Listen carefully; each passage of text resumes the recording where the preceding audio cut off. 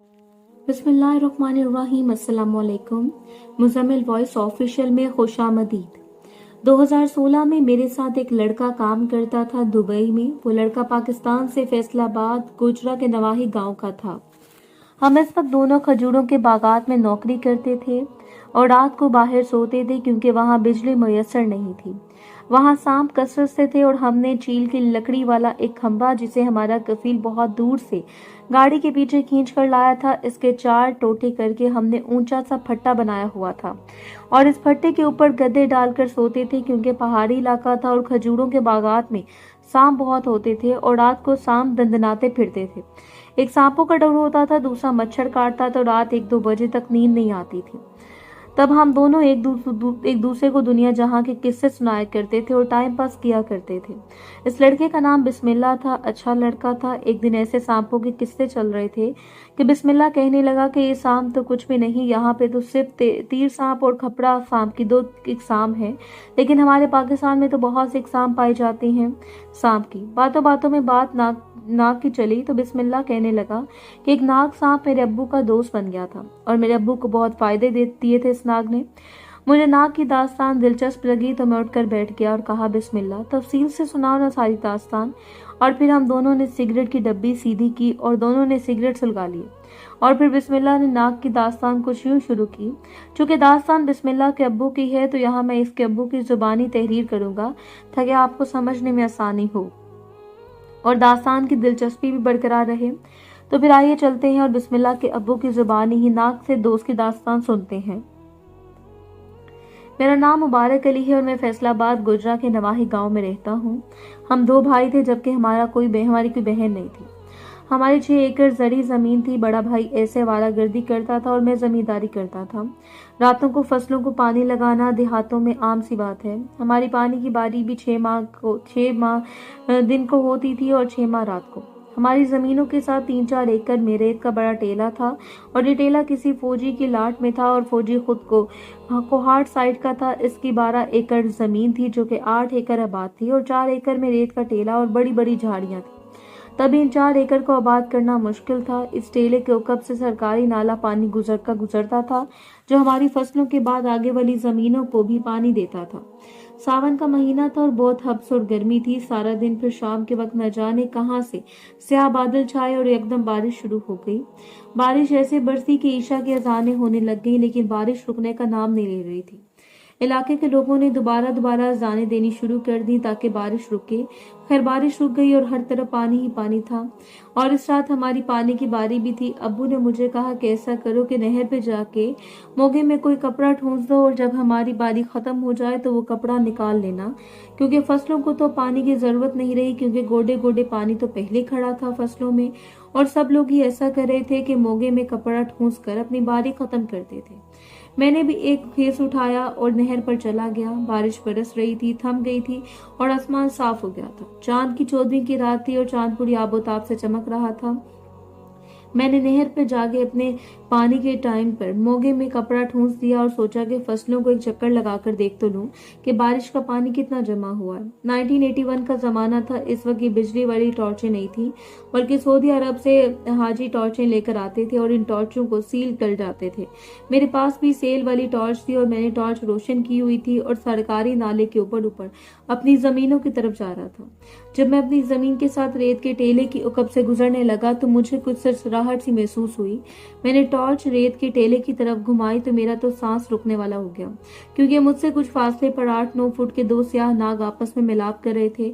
मैंने बुजुर्गों से सुना था कि 2 नाग अगर चांद की 14वीं को मिलाप कर रहे हो तो इनके ऊपर कोई काले रंग का कपड़ा डाल दें तो वो बंदे को या तो नागमणि दे देते हैं जो कि हर बीमारी का इलाज होती है और बंदे को मालामाल कर देते हैं। मेरे ऊपर भी शाल नुमा लुंगी थी। मुझे सूझी कि मैं इनके ऊपर शाल डाल दूं, शायद मुझे भी मालामाल कर दे। फिर मुझे डर भी लगता कि कहीं गुस्से में आकर मुझे काट ही ना लें, क्योंकि दोनों ही बहुत बड़ी बलाएं थी। मैंने सोचा कि ऐसा मौका बार बार कहाँ मिलता है। अल्लाह को याद किया और छलांग लगा के नाला बूर कर लिया और धीरे धीरे इन नागों के पास जाने लगा। टॉर्च की रोशनी में भी इन पर सीधी रखी।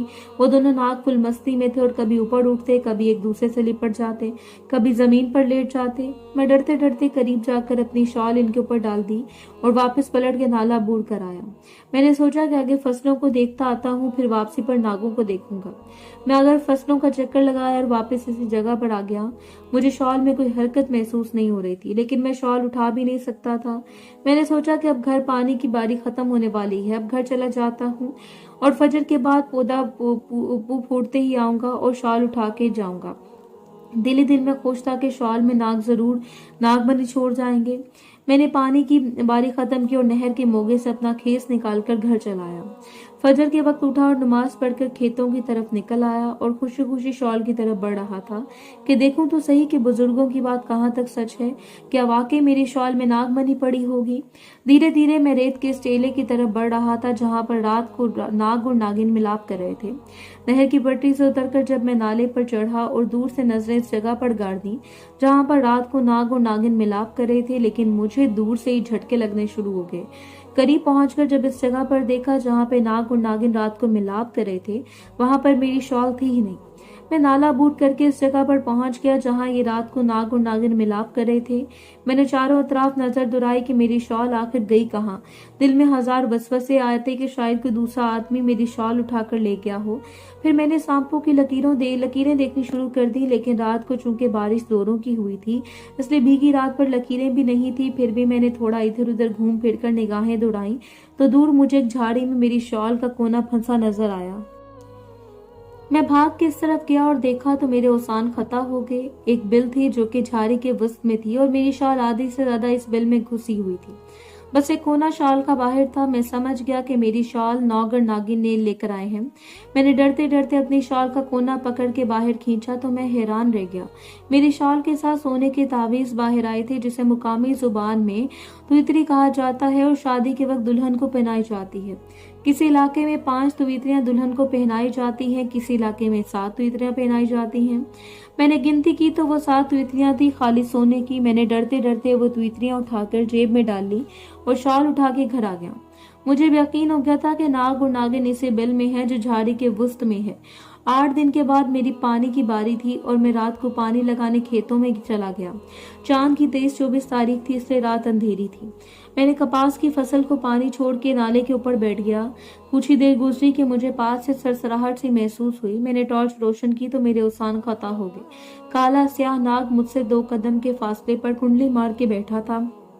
मैं पहले तो डर गया, लेकिन फिर मुझे हौसला हुआ कि अगर नाग मुझे नुकसान पहुंचाना चाहता तो पहुंचा सकता था, लेकिन वो मेरे पास आकर कुंडली मारकर बैठ गया है। मुझे अब रश्क सा होने लगा था कि नाग मेरा दोस्त बन गया है, क्योंकि नाग के साथ मिलाप के वक्त मैंने इनके ऊपर शॉल डालकर इनकी पर्दापोशी की थी और बदले में इन्होंने मुझे 7 सोने के तावीज दिए थे। मैंने नाग के बारे किसी को नहीं बताया था और ना तुइतरियों के बारे में।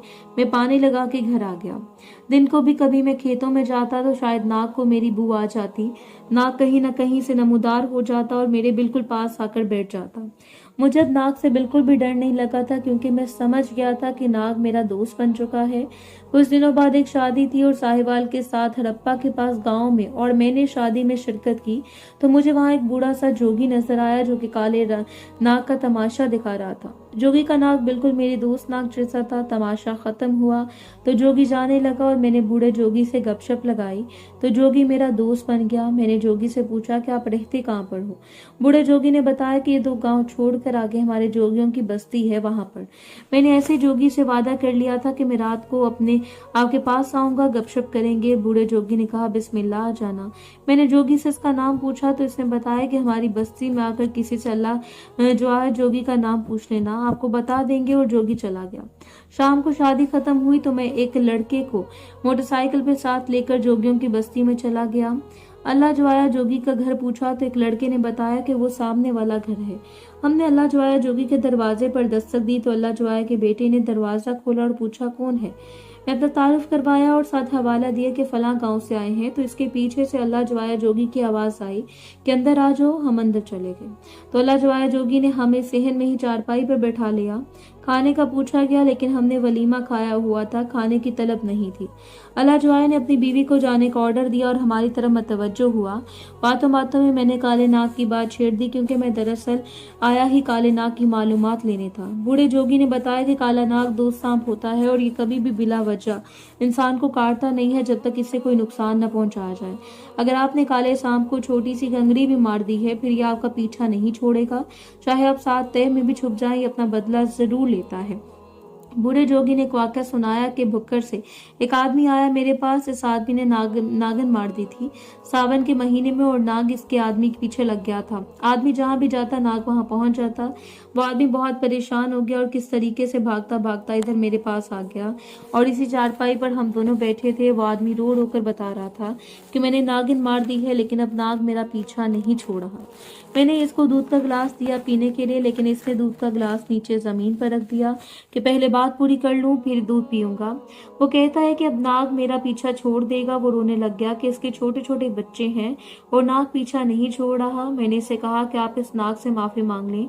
वो झट से बोला कैसे माफी मांगूं? मैंने कहा इससे आप नागिन को कहे कि आप अपने गोगे पैर के वास्ते मुझे माफ कर दें, पीर के वास्ते, क्योंकि काला नाग अपने गोगे पीर का बहुत इताअतमंद है। ये गोगे पीर के नाम पर रास्ता बदल लेता है और अपने दुश्मन को माफ कर देता है। इस आदमी ने ऐसा ही किया, हाथ बांधे इसने वही अल्फाज दोहराए कि मुझे माफ कर दो गोगे पीर के वास्ते। जब वो आदमी बात खत्म कर चुका तो मैंने इससे कहा कि अब दूध उठाकर पी लें, लेकिन जैसे इसने दूध उठाने के लिए हाथ नीचे किया तो दूध का गिलास उल्टा पड़ा था। मैंने लालटेन की रोशनी करके जब देखा तो वो दूध का रंग नीला हो चुका था। मैंने इस आदमी को कहा कि जाओ तुम्हारी जान बच गई है। वो नाग तुम्हारे पीछे भक्कर से यहाँ साहिवाल तक आया था और जिस चारपाई पर हम बैठे इस चारपाई के नीचे आकर बैठ गया था और नाग ने अपने जहर तुम्हारे दूध में डाल दिया था। तुम दूध पीते तो 1 मिनट में मर जाते और मैं जोगी होने के बावजूद भी तुम्हें ना बचा पाता, लेकिन आपने नाग को गोगे पीर का वास्ता दिया है तभी नाग आपको माफ कर गया। मेरे तो होश उड़ गए कि काला नाग इंतकाम लेने के लिए इस हद तक जा सकता है। मैंने फिर बूढ़े जोगी से पूछा कि सांप काटते किस मौसम में हैं? जोगी ने बताया कि सांप सिर्फ साल में 3 मरतबा काटते हैं, हाड़, सावन और भादो, क्योंकि ये 3 महीने सांप अपनी बिलों से बाहर निकलकर मस्ती करते हैं। हाड़ के महीने में अपनी जोड़ी ढूंढते हैं और सावन में मिलाप करते हैं, फिर भादों तक साथ साथ रहते हैं, फिर बिछड़ जाते हैं। जोगी ने मजीद बताया कि नागिन सिर्फ 1 साल में 7 बच्चे इकट्ठे पैदा करती है और जो 7 बच्चे होते हैं वो बालिग होने तक करीब करीब रहते हैं, फिर जब बालिग हो जाते हैं तो अपनी अपनी जोड़ियां बना लेते हैं। जोगी ने मजीद बताया कि सावन और भादों ये 2 माह कोई भी सांप मरना नहीं चाहिए, क्योंकि सावन भादों में जोड़ी होती है और अगर एक को मारा जाए तो दूसरा इसके इर्द गिर्द होता है, वो बदला लेता है। फिर मैं असल मुद्दे की तरफ आया कि बाबा जी नाग जो होता है नागमणि कैसे देता है। तब जोगी बाबा ने बताया कि नागमणि हर नाग में नहीं होती, ये सिर्फ चंद खास नागों में होती है और नागमणि की खासियत यह है कि नागमणि मनका होती है और किसी भी मरीज को पानी में घोलकर पानी पिला दें तो मरीज फौरी तंदुरुस्त हो जाता है। बाकी जिस किसी के पास नागमणि हो तो दौलत बहुत आती है इसके पास और दूसरा दुनिया का कोई भी सांप इसे नहीं काटता। अगर किसी को सांप ने काट लिया हो तो इस नागमणि को पानी में घोल के पानी पिला दें तो वो मरीज ठीक हो जाता है। मैंने जोगी से पूछा कि बाबा ये नाग अपनी नागमणि कैसे देते हैं या कैसे इनसे नागमणि हासिल की जाती है। तब जोगी बाबा ने कहा कि चांद की पहली तारीख से लेकर 14 तारीख तक 2 प्याले दूध रखना पड़ता है जहाँ पर इल्म हो कि यहाँ पर नाग रहता है और चांद की 14 तारीख को नाग और नागिन जब मिलाप करते हैं तो दोनों में से कोई एक अपनी नागमणि इस प्याले में छोड़ जाता है। वो इनाम दे जाते हैं दूध पिलाने वाले को, अगर जब तक बंदा पाक साफ रहे और नागमणि से कोई नाजायज काम ना ले तब तक नागमणि फायदा देती है। जब बंदा किसी गलत काम में पड़ जाए तो नागमणि फिर अपनी नागमणि वापस उठा लेते हैं। जैसे जिन्नात के पास गायब होने का इल्म होता है वैसे सांपों के पास सूंघने का इल्म होता है। जोगी बाबा को मैंने ये नहीं बताया था कि एक नाग मेरा दोस्त बना हुआ है। मैं राज रखना चाहता था। जोगी बाबा से तवील मुलाकात के बाद हम वापस आ गए और सुबह मैं साहिवाल से वापस अपने घर गोजरा आ गया। चांद की आखिरी तारीखें थी। मैंने फैसला कर लिया कि चांद की पहली तारीख को मैं अपने दोस्त नाग को दूध के प्याले रखूंगा, हो सकता है मुझे नागमणि दे दें। मैं बाजार से 2 मिट्टी के प्याले ले आया और चांद की पहली तारीख थी तो एक बाल्टी में दूध डाल के प्याला लेकर इस रेत के टेले पर जहाँ पे झाड़ी में मेरी शॉल फंसी थी वहां पे प्याले रखकर दूध से भर दिए और घर आ गया। सुबह जाकर देखा तो प्याले खाली थे। 14 दिन लगातार मैं दूध के प्याले भरता रहा और नाग और नागिन पीते रहे। जब चांद की 14 तारीख थी तो मुझे पूरा यकीन था कि नाग या नागिन लाजमी अपनी नागमणि प्याले में छोड़ देंगे। सुबह जब मैंने जाकर देखा तो वाकई एक प्याले में नागमणि पड़ी थी, बिल्कुल छोटी सी, जैसे मूंगे की दाल का दाना होता है। मैंने प्याले उठाए और घर आ गया। मैंने एक प्याला पानी का भरकर नागमणि इस प्याले में रख दी और प्याले से थोड़ा पानी अपनी वालदा को दिया कि अम्मा ये पानी पी लें। अब हर वक्त कहती हैं कि घुटने दर्द करते हैं। अम्मा पानी पीकर बिल्कुल ठीक हो गई और भाग भाग कर मवेशियों को चारा डालती। फिर बहुत से मरीजों को नागमणि का पानी पिलाया गया। सबके सब मरीज ठीक हो गए। बहुत दिनों तो वो नागमणि मेरे पास रही और बहुत फायदे देती रही। कभी रुपया पैसा खत्म भी ना होता। फिर जवाल तब आया जब हमारे गांव में एक घर में मेरा आना जाना हो गया और इस घर में कोई मर्द ना था। 4-5 औरतें ही थी और मैं इस घर में नाजायज ताल्लुक बना बैठा। बस फिर क्या था।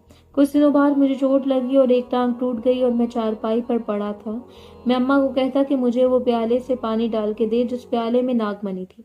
वो पानी भी मेरा दर्द कम नहीं करता था। फिर 2-3 दिन के बाद एक रोज फजर के वक्त वो नाग जो मेरा दोस्त था हमारे घर आया और इससे अपने नागमणि दोबारा निकल के हलक में उतार ली और जाते जाते मेरी चारपाई के पांव को जोर से अपनी दुम मारकर मुझे जगाया। मैं बड़ी मुश्किल से उठकर बैठा तो नाग बहुत गुस्से में था और फनकार मारता तो बिल्कुल ही सीधा खड़ा हो जाता था। सिर्फ इसकी दुम ही जमीन पर रह जाती थी। 3-4 मिनट तक नाग मेरे साथ गुस्सा करता रहा। फिर आहिस्ता आहिस्ता रेंगता हुआ हमारी दहलीज पार कर गया। मेरी टांग ठीक हो गई। मैं अपने खेतों में भी जाता था और इस रेत के टेले पर भी, लेकिन मुझे दोबारा वो नाग नजर नहीं आया। शायद नाग और नागिन का इलाका छोड़ गए थे वो, या फिर नाग मेरी गलती की वजह से मेरे सामने नहीं आता था। मेरी जरा सी गलती मेरा बहुत नुकसान कर गई। मैं एक टांग से हमेशा के लिए लंगड़ा हो गया। बिस्मिल्लाह ने अपने वालिद की दास्तान खत्म की तो रात के 2:30 बज रहे थे और हमने मच्छरदानियां सीधी की और लेट गए। ठंडी ठंडी हवा चल पड़ी और हम नींद की वादियों में गुम होते चले गए।